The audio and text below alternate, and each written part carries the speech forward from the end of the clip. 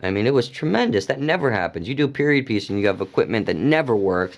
You have to fake it. We never had to fake it. And then on top of that, having the actual footage and having Jim McKay there and playing with him.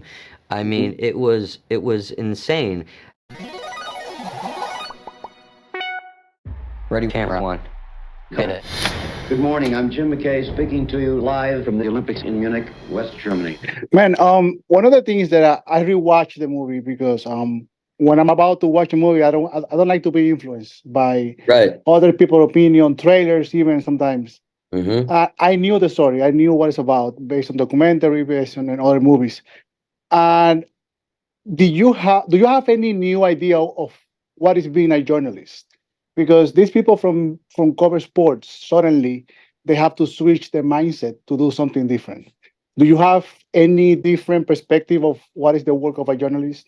Yeah, I mean, I have a totally different perspective. It was so limited what I understood about journalism. And, mostly from movies. I mean, when you're watching the news, I guess you don't really think about all that goes into it. And I certainly didn't know about all that went into, getting sports into your Yeah. television and into your home. So because I spent a lot of time in control rooms, it really gave me an entirely new appreciation for it. And also kind of because of this material and living, obviously in the script, living through that traumatic event, it also reshaped my own views of how I consume stories like that in my own life. But it's a major undertaking to broadcast something live and in real time to the whole world. I ask because nowadays we live in a world where anyone can show anything through social media. Hmm. Like this success will be so different now than how it happened back then in the 70s. And that's why I ask you because now we have so much tools to show anything. And your job, it was the director. You have to show people things. Hmm. And I wonder, do you feel it was that moment after your research and everything? Do you think it was uh, like something political involved into it? Political Yes. in what sense do you mean? In sense of what showing or do not show or what side to take Well, I mean, covering. in the sense, so our movie, is the kernel of what things have become, right? It's the first time that you have a huge tragedy of that scale being broadcast globally Yeah. in real time. And now, like you were saying, nowadays everyone is a photojournalist and has a studio in their pocket. And I think the questions about what's ethically right to share and what your responsibility is as a journalist, as someone who can film violence and then put it right away on social media, I think those questions have not been asked. People don't really ask those anymore. I think in a newsroom, there's always not in like the political and like the right versus left sense of the word, but there is obviously there's politics in that office, there's Mhm. dynamics. And in ours, you have someone like Roone Arledge, who is this legend who is progressive in his ideas for what it means to be a news journalist, and then you have Marvin Bader, who is kind of this traditional sense. So there is that this political alchemy at work, and Jeff is certainly in the mix, in the middle of that, being pushed and pulled in two different directions. Um, so yeah, I think that's political, but I don't think necessarily our film is political. What was the moment that because for me that confrontation the how we Peter Skarsgård and Jim McKay of what to do the right thing. Hmm. And I think doing the right thing in September 5, it's because what was happening, it's very personal. It's very based on values. But the whole crew, I wonder because everything happens in just one location. Everything was rehearsed before, or you guys were creating chemistry or something during the movie was shooting. It was, yeah, no, it was all every day. It was discovering it. There was, unfortunately, with independent films, there's really not much time afforded to rehearsal, and so we had really no rehearsal. We showed up in Munich. I had COVID, so I missed a week of pre-production. we did a table read, but I was on Zoom. So, I hadn't met Peter until we showed up on the day. And the good fortune is when you have, tremendously talented actors who are willing to play the game with you and pass the ball around. I think we had a responsibility that we all felt towards, the people who were in that control room in 72 and the victims and all of that, to tell this in the right way. But because there was this collaboration and Tim was open to collaboration, every day was kind of its own rehearsal as we discovered how to tell the story in the most authentic way possible. I know you met Jeff in person, and I know you learned a lot of him to create his character. But what is the biggest skill in terms of personality that you took from him to show us? And because the thing is, I had never met him. I don't know how he works. Everything that I know is through you. Yeah, I mean, so because Jeff isn't widely known, like there was never any pressure to imitate him. But there is something that was a good question, and I haven't really said this before, but there is a quality in Jeff that I did want to capture. I mean, we know that he was driven. Obviously, he had a lot of success in his career. We know he was innovative, again, because of his success, but he also has a charm and he has a sense of humor. And that was important for me to capture. And if you talk to Jeff, you realize that he's like a fun guy, and he is kind of like likes to bust balls a little bit or bust chops a little bit. And he had that kind of camaraderie with those people that he was working with in 72. I mean, I'm now meeting people who work for ABC, and the stories I hear about Jeff and what kind of guy he was, in that quality of being a comrade, but also being playful at the same time, was something that I wanted to infuse into the portrayal of him on screen. And that experience of working in one location, do you feel it more challenging than doing different location, open spaces?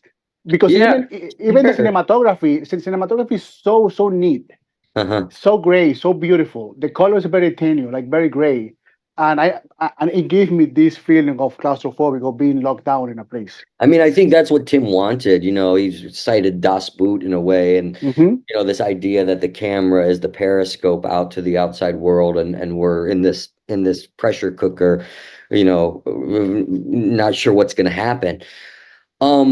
Yeah, I mean, it's an obstacle, right? It's an obstacle, and it's draining on you because you're in the same space. Sometimes you want that scenery change, or just a little bit, a little, like, you want to be outside a little bit because you're stuck in there.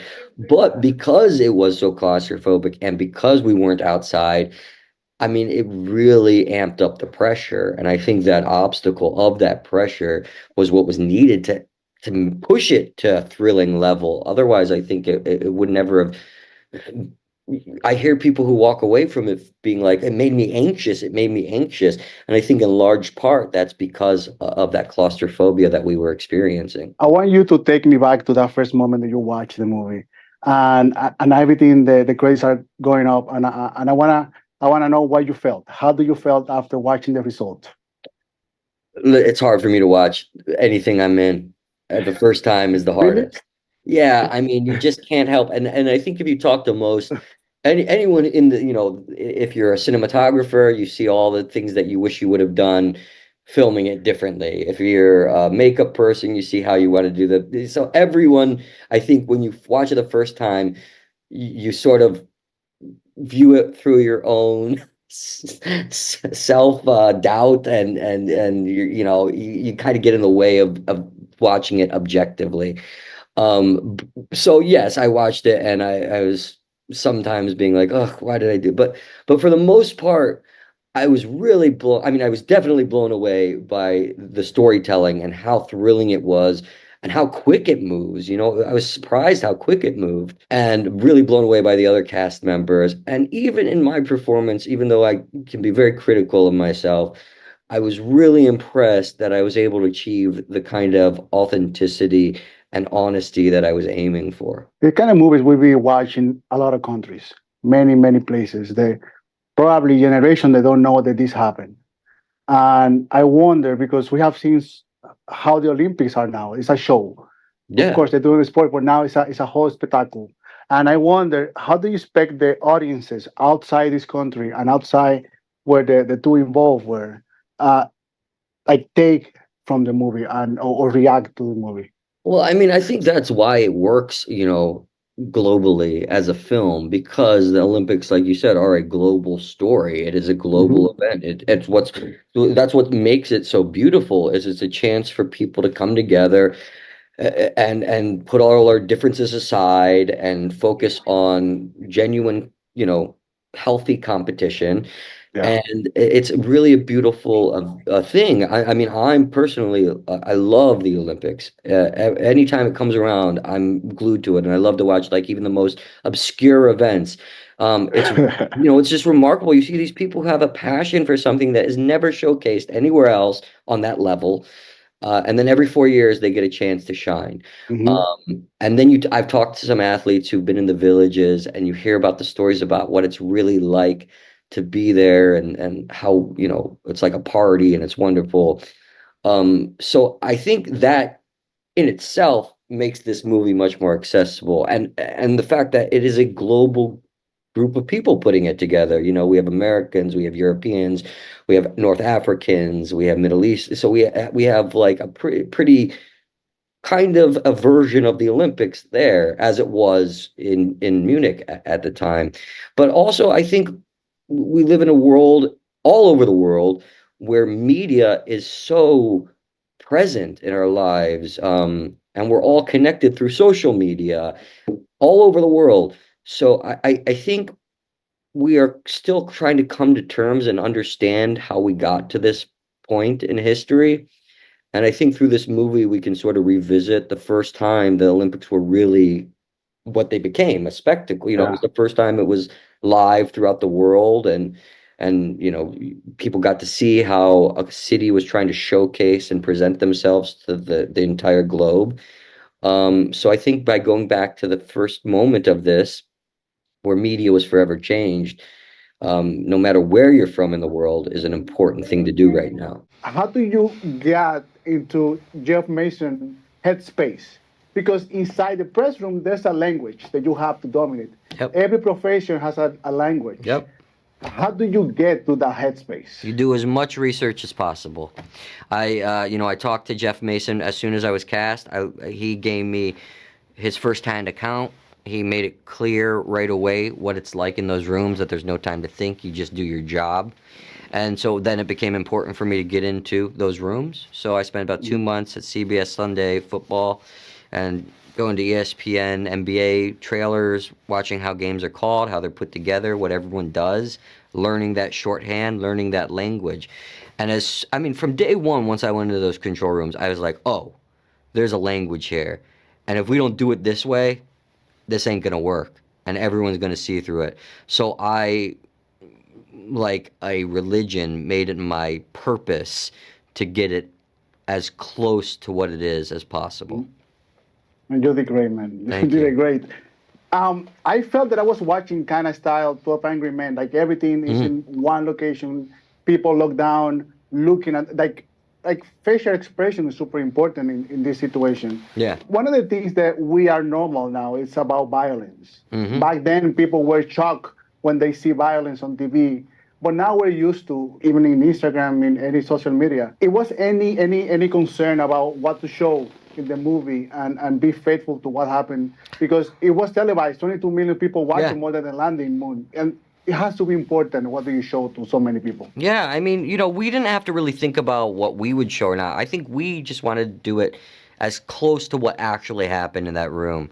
And, in a lot of ways, fortunately for everyone in that moment, there was nothing, no one saw anyone get killed. Although, they sent a team out to the airport, and if they could have Yeah. gotten a camera out there and saw the people getting shot, they probably would have shown it. But they didn't do that. There's something almost quaint about this time when media was forever changed, and how much more amplified it is nowadays. Like you said, everyone has a phone. Yeah. People share violence without thinking about it. It's so readily available. And I think it's only gone to desensitize us to tragedy and stop really trying to change it. You know, when it's so commonplace, when you're viewing it every day, bombings and school shootings and Yeah. murders and everything, and then you can look at it on your phone and then click right on to, you know, the sports match or Yeah. or you know A joke, someone making a or part like of what the this sketch. celebrity is doing or whatever, Yeah. and never think about it again. It's not going to force you to change the violent nature of what's going on because because you just think it's commonplace. Yeah. And I don't think that's what they, you know, they knew that was happening, but I think there's a value in going back to the root of it and then questioning how we consume media nowadays. I think also one of the characters that's super important is the production design. Oh yeah. And everything was so faithful to like, I never been in one of those rooms, but I felt that like I knew one. How faithful, how important was to show real situation, because everything happens in one location. Yeah. So for me as an audience, I have to be with you guys in there. And part of that is how much I believe what you're doing. Yeah, I mean, it was vital. And because we had a great production design team and artisans who were able to facilitate this, it made our job so much easier. I mean, getting actual equipment from 72 that worked was, you know, such a help. I mean, it was tremendous. That never happens. You do a period piece and you have equipment that never works. You have to fake it. We never had to fake it. And then on top of that, having the actual footage and having Jim McKay there and playing with him. I mean, it was insane. But that shows the commitment of everyone who's working around Tim and how dedicated they were to make it, you know, as good as it possibly could be. And that room, you know, that control room, that was pretty much the exact specifications from the blueprint. And that's that detail that Tim was going after. John, I just want to give you a compliment. From past life that I saw you now, a whole opposite character. Yeah. You're such a great actor, man. Thank you, man. I appreciate that. I really do. Such a great movie, such a great result. Please Thank you spread so the much. word, please.